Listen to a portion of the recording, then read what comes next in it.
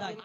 আদম নবী যখন ক্ষমা পেল একসঙ্গে হলো আরাফাতের ময়দানে হলো তারা কি বলা করে কবি ছন্দের মাধ্যমে লিখছে দেখো আদমের কদম ধরে হাওয়া মা কেঁদে পড়ে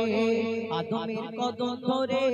হাওয়া মা কেঁদে পড়ে গন্ধম খেয়েছি বলে দিল খোদা জুদা করে আদমের কদম ধরে হাওয়া মা কেঁদে পড়ে আদমের কদম ধরে হাওয়া মা কেঁদে পড়ে গন্ধম খেয়েছি বলে দিল খোদা জুদা করে আদমের কদম ধরে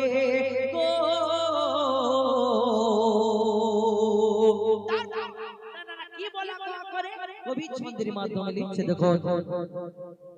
মোরা দুজনাতে যখন ছিলাম জান্নাতে মোরা দুজনাতে যখন ছিলাম জান্নাতে শয়তান ধোঁকা দিয়ে বলে গন্ধম খেতে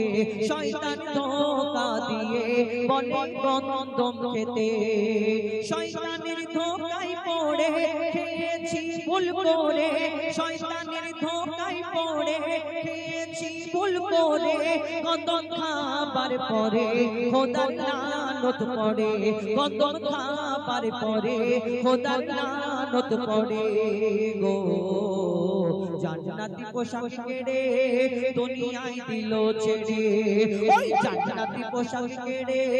দুনিয়ায় দিল ছেড়ে দুজনকে দুই কিনারে দুজনকে দুই কিনারে আদমের কদম ধরে গো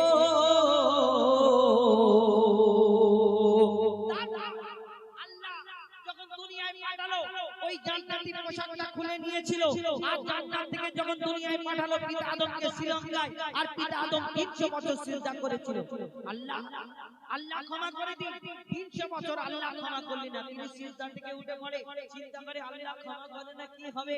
চিন্তা করে আমি যখন জান্নাতে ছিলাম আর সময় আল্লাহর নাম এখানে লেখা ছিল সেই জান্নাতে আল্লাহর নামের পাশে আরেকটা তো নাম লেখা ছিল একবার ওই নামটা বলে দেখি না আবার আমার সেই ওই নামটা যখন ওসিলাতে আবার চিন্তা করে আল্লাহ ক্ষমা করে দিন যদি 300 বছর ক্ষমা করলেন না আর এমন নাম লেখা ছিল কবি ছন্দের মাধ্যমে লিখছে দেখো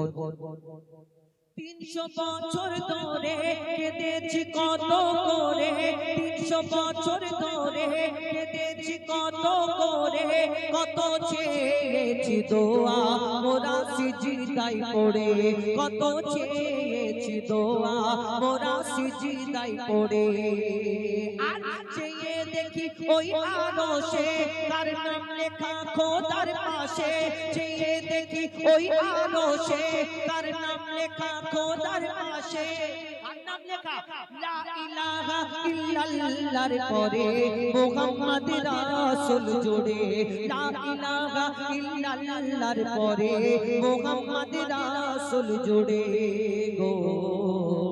দোয়া করি সে নাম ধরে বলছে পিতা আদম বলছে আমি দোয়া করি সে নাম ধরে আবার সিজদায় পড়ে দোয়া করি সে নাম ধরে আবার সিজদায় পড়ে দিল খোদা ক্ষমা করে মুহাম্মদের নামের তরে আদমের কদম ধরে হাওয়া মা কেঁদে পড়ে আদমের কদম ধরে হাওয়া মা কেঁদে পড়ে গন্ধম খেয়েছি বলে দিল খোদা জুদা করে আদমের কদম ধরে গো শেষ কথা আমরা যত মানুষ আছি হিন্দু ইহুদি বৌদ্ধ খ্রিস্টান শিখ ইসাই যত মানুষকে আল্লাহ দুনিয়ায় পাঠিয়েছে প্রত্যেক মানুষের বাপ মা আছে কেন বাপ মা বিয়ে না হলে আমরা হব কোথা থেকে তাই আমাদের একটা জন্মদাতা বাপ মা আছে আমরা যখন বড় হই বড় হওয়ার পরে বিয়ে হয় বিয়ে হওয়ার পরে একটা আব্বাজি আর আম্মাজি বাড়ে মানে শ্বশুর শাশুড়ি কেউ আবার মম ড্যাড বলে কেন বউর বাপ মাকে একটু আদর করে ভালোবাসায় সম্মানের সঙ্গে ডাকবে তাহলে বউ খুশি হবে আর বউ খুশি হলে জীবন খুশি সংসার খুশি দুনিয়া খুশি বউ খুব ডেঞ্জার ব্যাপার আছে অসুবিধা নেই আমাদের জন্মদাতা পিতামাতা এবং একটা শ্বশুর শাশুড়ি প্রত্যেক মানুষের হিন্দু ইহুদি বৌদ্ধ খ্রিস্টান সবাই চারটে করে বাপ মা কিন্তু আমরা যারা মুসলমান আমাদের 6টা করে বাপ নাকি গরুলা ভাই আমাদের 6টা করে বাপ মা তো কিন্তু 6টা করে বাপ মা কেন? আমাদের একটা জন্মদাতা বাপ মা, একটা শ্বশুর শাশুড়ি, কিন্তু আমরা মুসলমান, আমাদের 6টা বাপ মা। এই কারণে যে আমাদের একটা পিতা আদমকে পিতা বলি আর মা হাওয়াকে মা বলি, এক্সট্রা দুজন 6জন। কিন্তু কেন বলেন তো? তাদের পিতা মাতা বলি আমাদের জন্ম দিয়েছে না, দুধ পান করিয়েছে না, লালন পালন করেছে না, কিন্তু তাদের পিতা মাতা বলি। কিন্তু কেন বলি? শুনে রাখুন, লিখছে দেখুন। বলছে আল্লাহ স্বয়ং ওই হাওয়া আদম, বলছে আল্লাহ স্বয়ং ওই হাওয়া আদম, তাদের মা বাপ ছিল না, তারাই মা বাপ প্রথম। তাদের মা বাপ ছিল না, তারাই মা বাপ প্রথম। আর মা বাপের স্নেহ মায়া পাইনি আদম হাওয়া, তারা খাইনি মায়ের দুধ, পাইনি বাপের ছায়া, তারা খাইনি মায়ের দুধ, পাইনি বাপের ছায়া। ছিল না বাপ মা তাদের, তাই তারা বাপ মা মোদের। আদম হাওয়া থাকে সব বাপ মার ভিতরে, আদম হাওয়া থাকে সব বাপ মার ভিতরে গো। তানবীর কালাম ওরে তোর মা বাপে কদম ধরে, অধম গো যাইবা ওরে তোর মা বাপে কদম ধরে, চুমেনে তাজিম করে এ সুযোগ দিও না ছেড়ে। আদমের কদম ধরে হাওয়া মাকে দে পড়ে, আদমের কদম ধরে হাওয়া মাকে দে পড়ে। গন্ধম খেয়েছি বলে দিল খোদা জুদা করে,